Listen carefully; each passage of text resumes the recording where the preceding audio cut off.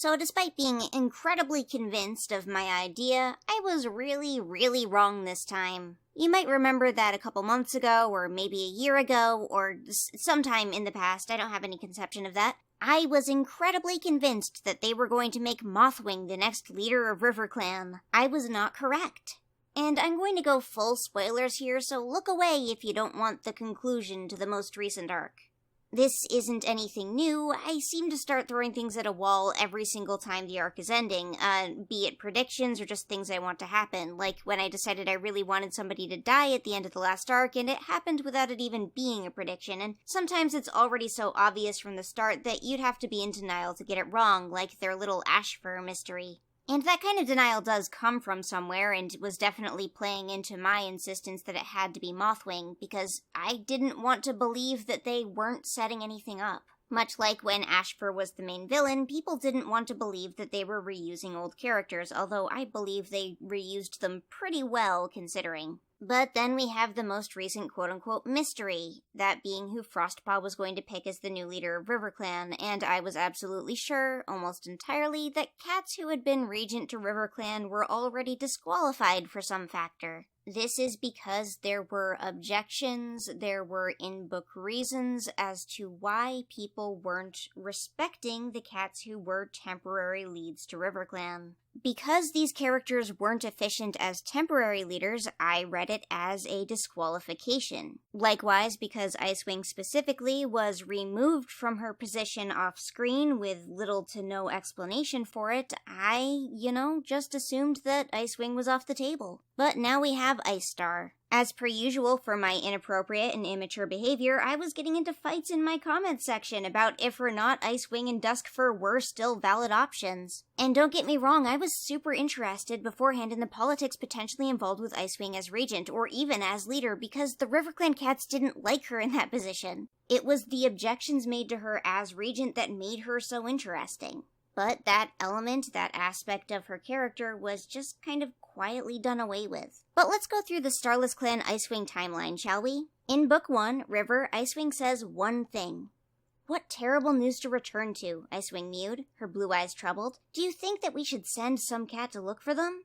And that's in response to Reed Whisker being missing. And then in Book 2 of A Starless Clan, Sky, Icewing is mentioned a couple more times. There's an early conversation with Splashtail where she's mentioned as being the best at leading patrols. But she's also mentioned alongside the other senior warriors to not be interested in taking charge. Later, she supports Frostpaw's choice of Owlnose. Then she gets cursed out by Malinose when she sides with Tigerstar during what, for lack of a better phrase, we'll call his takeover. Mothwing also disagrees with her. The rest of her presence is unrelated. Frostpaw noticing Mistpaw looks more powerful than her, fight scenes, nonsense. Now, in the third book, very suddenly, Icewing is a pretty major character. This is because Tigerstar, in his leadership of RiverClan, appoints her as a temporary leader, regent of RiverClan. Not a true leader, but someone who's kind of acting as RiverClan's leader, even though she is not. So from there on out, Icewing is working together with ShadowClan cats that Tigerstar has planted in RiverClan to keep them organized. When she is appointed, Duskfur loudly, openly objects.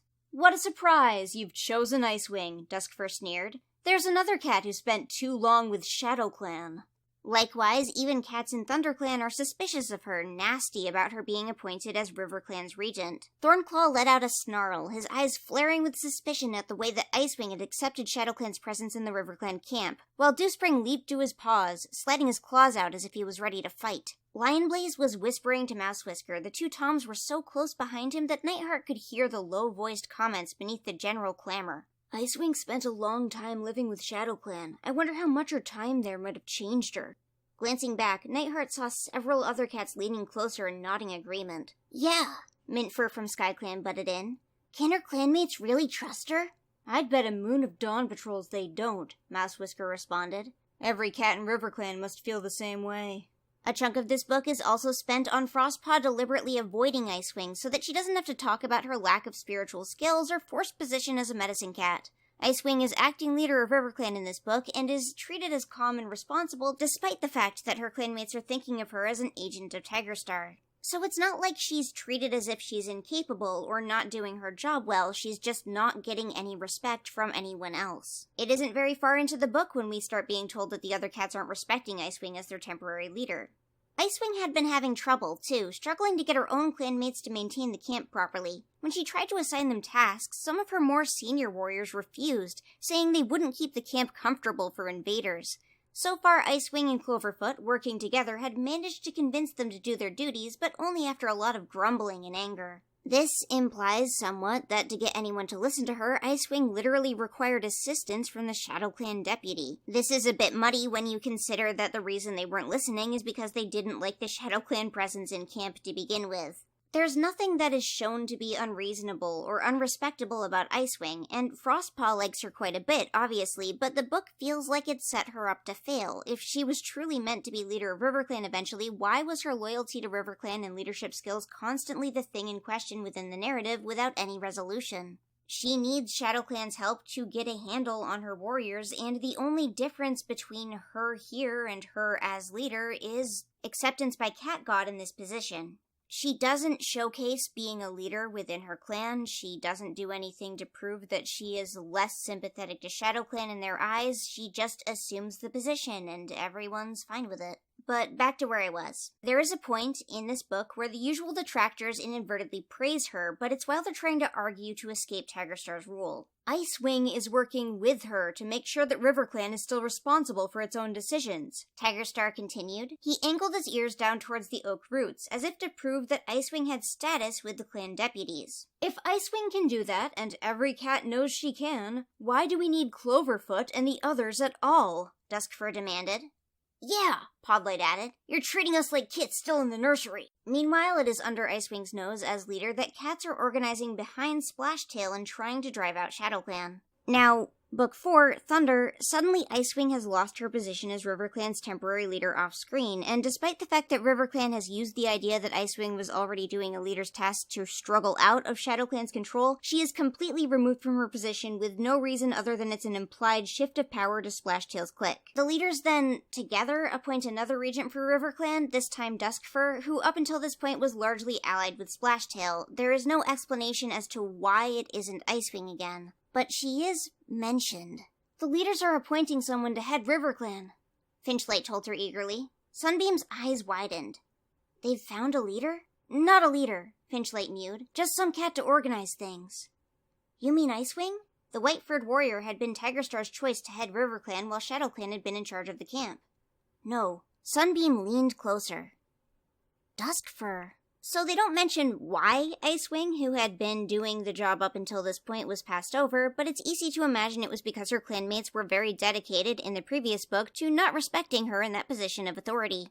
Icewing barely has presence in books 4 and 5 of A Starless Clan, which is kind of weird for a cat who's about to be the leader of RiverClan. After Duskfur steps down to allow Splashtail to become the leader, she, Icewing, and Mothwing are painted as the 3 responsible cats in RiverClan who were unwilling to go with Splashtail's wild ideas. This narrows somewhat the cats available as leader choices. The fandom at this point, after the 5th book in the series, is split between several camps, mostly if or not the leader was going to be Frostpaw herself, which I've found pretty ridiculous across the board considering the books wouldn't even let Bristlefrost assume a temporary deputy position with more qualifications, but regardless, the reason that people even got this idea was because, for some reason or another, the other 3 cats had possibilities for being disqualified. In Star, Icewing suddenly gains prominence again. She's responsible and level-headed as she was before, but is framed alongside the other 2 as having been incapable of convincing their clanmates that Splashtail was a bad idea. She fills kind of a substitute mother role for Frostpaw early on, and tells her that it wasn't her fault that things happened and Splashtail was just a bad egg and other such things. And then she takes off to go be an Ivypool's heart. Now, while Icewing is off-screen, being an Ivypool's heart, nobody thinks about her a single time. Nobody has a thought about Icewing, missing Icewing, needing Icewing, nothing. There is no object permanence whatsoever. She is only mentioned, if I remember correctly, once, when they are listing off cats that Splashtail chased out of camp, and that is it. In her absence, she does not exist. Now, Ivypool's heart has a lot of Icewing being responsible and thoughtful and generally good. There's no question there. Frostpaw and RiverClan don't see any of it, but it is there. She shares moments with Ivypool, she talks about some of her dead kids, she's around, and I'm sure when writing Ivypool's heart, they knew they wanted Icewing to be leader. There's no evidence, however, that in any of the books before Book 6 in A Starless Clan they were thinking about this at all. And to be honest, it seems like part of Book 6 might have even been written before they decided Icewing was the leader. And you could explain away what I'm about to go over with the fact that the new team doesn't really think of Icewing as a fully fledged character. They're just thinking of her as a background character who is here and they are using. But Icewing's leader ceremony could have literally belonged to any character in the book. It's probably one of the most impersonal leader ceremonies that we've ever had.